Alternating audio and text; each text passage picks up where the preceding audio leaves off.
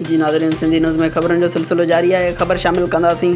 रानीपुर खां Ranipur Sindh model school बेलार वॾा पारां सेकेंड टर्म मिलियल इम्तिहाननि में पोज़ीशन हासिल कंदड़ शागिर्दनि खे एवार्ड ऐं सर्टिफिकेट विरहाइण जी तक़रीब मुनक़द कई वई।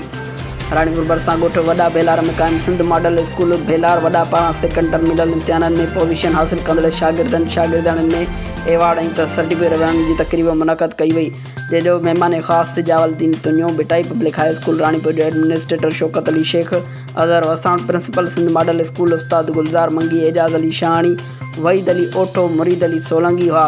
उन मौक़े ते टर्म मिलियल इम्तिहाननि में पोज़ीशन हासिल कंदड़ शागिर्दनि खे एवार्ड ऐं सर्टिफिकेट ॾिना विया। उन मौक़े ते ख़िताब कंदे बिटाई पब्लिक हाई स्कूल रानीपुर जे एडमिनिस्ट्रेटर उस्ताद शौकत अली शेख, उस्ताद गुलज़ार अली मंगी चयो त एवार्ड तक़रीब मुनक़द करण जो मक़सदु उहो ई आहे त जीअं ॿार अञा बि महिनत करे एवार्ड मिलण सां शागिर्द ख़ुशी महसूसु कंदो आहे। उन मौक़े ते वधीक महिनत करण जो जज़्बो पैदा थींदो आहे।